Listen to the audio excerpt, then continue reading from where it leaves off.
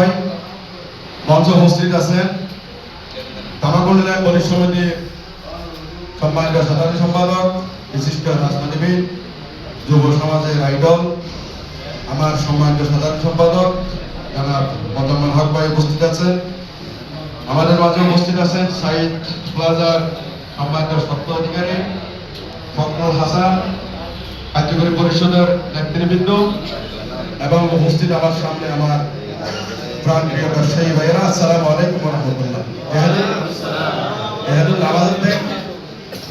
সকলের নাম ধরার সুযোগ হয় নাই, আমার সময় হচ্ছে না, এগুলো আমি আন্তরিক দুঃখ প্রকাশ করছি। প্রথমে চট্টগ্রাম মেট্রোপলিটন মোবাইল ব্যবসায়ী তথা বাংলাদেশ মোবাইল বিজনেস কমিটির পক্ষ থেকে সবাইকে আন্তরিক মোবারকবাদ ও শুভেচ্ছা জানাচ্ছি। প্রিয় ব্যবসায়ী ভাইরা, আজকে আসলে আমি আপনাদেরকে নিয়ে আজকে যেখানে উপস্থিত হতে পেরেছি, এটা নিজেকে আমি অনেক গর্ববোধ করতেছি। এই কারণে পুরা বাংলাদেশের মধ্যে আমরা সুশৃঙ্খল ভাবে ছিলাম না। জনাব ফয়জা আহমদ তয়েবের কারণে এবং পিটিআরসির কারণে আমরা পুরা বাংলাদেশের মোবাইল ব্যবসায়ীরা এখন ঐক্যবদ্ধ। ভাই সাহেব, যেহেতু আমাদের টাইম হয়েছে, আমার সাধারণ সম্পাদক বক্তব্য রাখবেন, আমি দুই চারটা কথা বলে শেষ করব। প্রথম কথা হচ্ছে, আমরা আপনারা যে নাম দিয়েছেন মোবাইল মার্কেট ব্যবসায়ী পরিচালনা কমিটি, আমার মনে হয় আপনারা করেছেন বেশ ভালো কথা।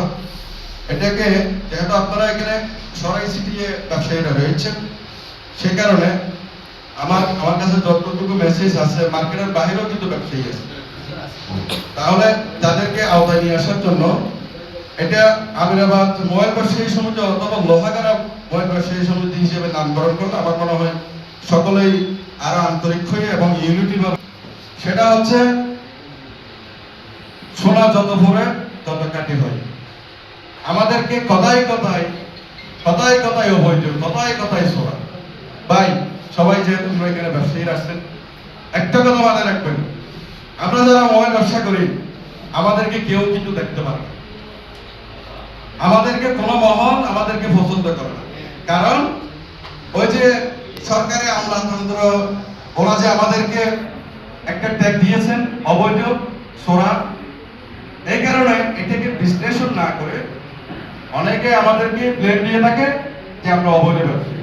কিন্তু যিনি অবৈধ ব্যবসায়ী বলেন, সেও কিন্তু মোবাইল ক্রয় করে আবার আমাদের থেকে।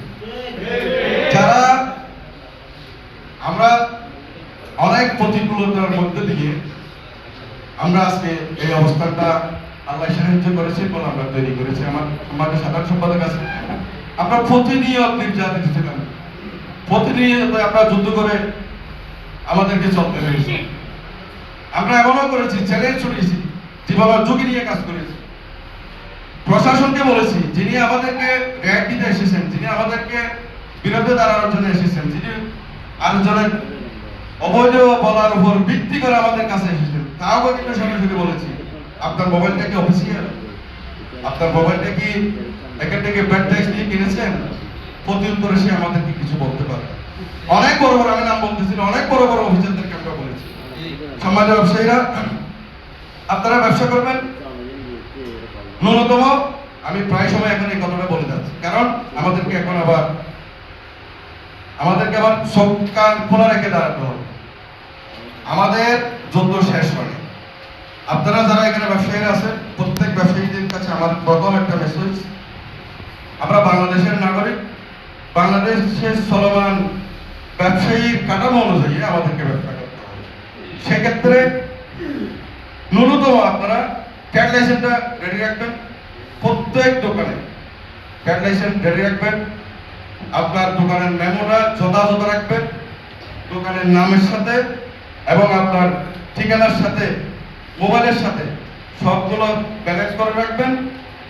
মার্কেটের যে কমিটিগুলো আছে তাদের সাথে সমন্বয় করে ধারাবাহিকভাবে যেটা ব্যবসায়ীদের চলার প্রক্রিয়া, সেটাকে আপনারা ফলো করবেন, যাতে কেউ এসে আপনাকে বলতে না পারে।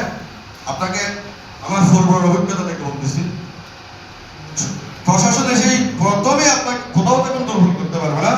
সর্বপ্রথম আপনাকে বলবো আপনার ক্যান্ডেল সেটটা প্রথম আপনাকে আঘাত পেয়েছে, এই জন্য আপনি ক্যালকুলেশনটা সবসময় নবাই রাখবেন যে আমি ক্যালকুলেশন নিয়ে ব্যবসা করতেছি। মাসিক আমি মার্কেটের ব্যবসায়িক চাঁদা দিয়ে থাকি, আমি ব্যবসায়ী সমাজের হিসাবে সম্পৃক্ত থাকি। এখন আসেন মোবাইল, আপনাদেরকে আর কোনো কেউ সোনা মোবাইল মোবাইল ব্যবসায়ী বলতে পারবে না ইনশাআল্লাহ।